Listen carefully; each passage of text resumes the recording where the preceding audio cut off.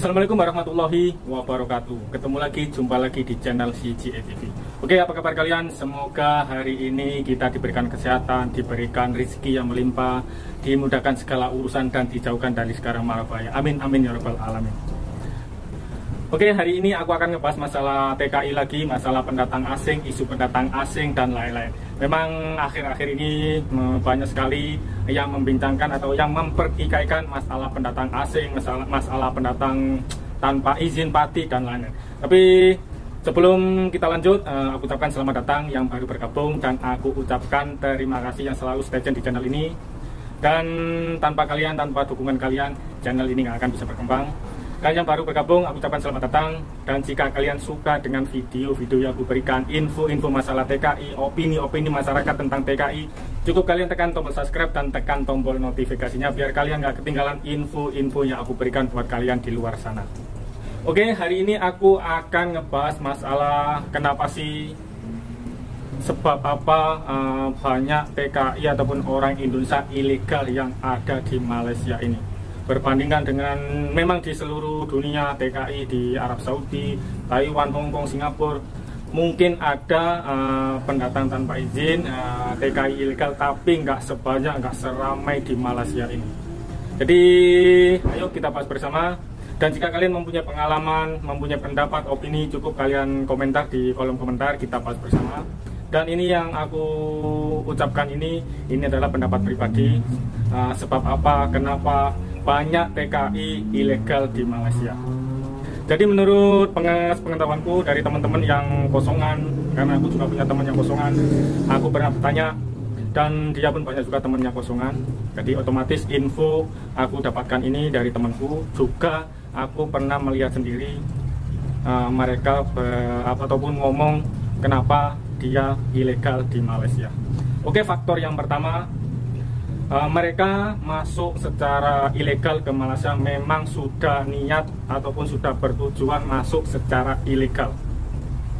Jadi dulu masuk, kalau mereka masuk secara ilegal biasanya melalui tempat-tempat pintu Malaysia, ininya lorong tikus, lorong apalah namanya, ikut belakang lah istilahnya.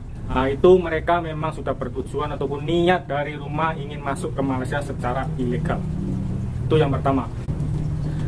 Kemudian yang kedua, biasanya mereka masuk bukan melalui lorong tikus jalur belakang, tapi mereka menggunakan paspor melancong. Dan mereka menggunakan paspor melancong ini salah satu trik untuk menjadi TKI ilegal di Malaysia. Jadi mereka masuk secara menjadi pelancong, berwisata ke Malaysia, dan akhirnya memutuskan nggak balik ke Indonesia, bekerja di Malaysia secara ilegal. Itu yang kedua. Yang ketiga, mereka kena tipu agen. Sudah banyak kali, sering kali aku membuat konten seperti ini, banyak yang komen di video-videoku, mereka bilang kena tipu agen. Karena agen bilang kalau bisa bekerja di Malaysia, membuat paspor, membuat permit, dan akan dicarikan majikan, dan mereka masuk melalui paspor melancong. Dan akhirnya kalau sudah masuk ke Malaysia, memang bisa masuk ke Malaysia, tapi nanti kalau sudah di dalam Malaysia, pihak agen nggak akan bertanggung jawab dan mereka disuruh cari kerja sendiri. Itulah faktor yang ketiga, karena kena tipu. Jadi aku sarankan buat teman-teman yang ingin masuk ke Malaysia, gimana sih biar nggak ketipu agen untuk bekerja di Malaysia. Mungkin di Indonesia banyak agen yang menyalurkan tenaga kerja ke Malaysia, ke Arab Saudi, Taiwan, Hong Kong, Australia dan lain, tapi kalian harus hati-hati. Dan aku mempunyai tips biar kalian nggak ketipu. Ini adalah tips yang biasa dipakai di tempatku kerja. Oke, aku akan ceritakan gimana di tempatku kerja, companyku, syarikatku kalau mau mengambil orang. Jadi di companyku ini memang join dengan agen di Malaysia dan di Indonesia. Tapi dari segi nama-nama yang mau berangkat ke Malaysia, ini adalah saudara mara yang bekerja di syarikatku itu sendiri. Oke, contohnya, aku mempunyai adik di Indonesia, dan pihak companyku, syarikatku membutuhkan pekerja 20 orang. Jadi di tempatku kerja ini pihak HR ataupun pihak majikan akan bertanya kepada kami yang bekerja di syarikat itu apakah mempunyai saudara ataupun adik yang mau masuk ke Malaysia. Nah, ini otomatis nggak akan ketipu karena pihak syarikat, pihak company akan tahu siapa yang masuk, dan yang di Indonesia tahu benar-benar ini company ini benar-benar membutuhkan orang. Jadi ini adalah tip yang sangat-sangat ini sangat-sangat efektif untuk biar kita nggak ketipu. Jadi saudara kita di kampung bisa tanya ke kita langsung gimana kerjanya, gajinya berapa, jenis kerjanya gimana, sistem gajinya gimana, berapa gajinya, lemburnya berapa harganya, per jamnya berapa, public codingnya gimana. Jadi teman kita ataupun saudara kita yang di Indonesia bisa tanya ke kita langsung, otomatis nggak akan ketipu. Dan mereka yang di Indonesia bisa mempertimbangkan, bisa berpikir apakah benar-benar mau masuk ke Malaysia. Tapi kalau kalian nggak punya saudara, nggak punya teman di Malaysia, kemudian ikut agent ini, ada banyak agent yang resmi, agent yang nggak tipu, tapi yang aku takutkan agent itu nggak bertanggung jawab. Yang seperti ya tadi lah, bisa masuk ke Malaysia, tapi ikut melancong lah, itulah otomatis kalian nggak akan bisa membuat permit di dalam.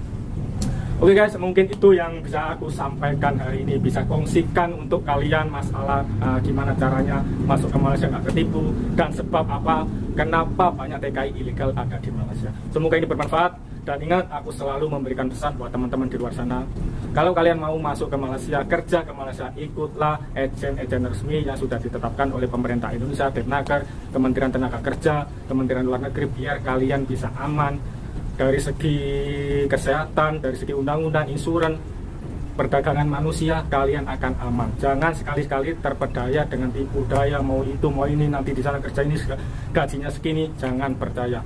Jadi masuklah secara legal, jangan masuk secara ilegal, karena ini sangat-sangat berbahaya.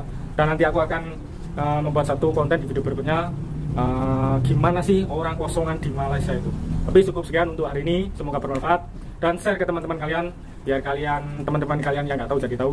Dan jumpa lagi di video berikutnya. Oke, akhir kalam, assalamualaikum warahmatullahi wabarakatuh, salam tetot.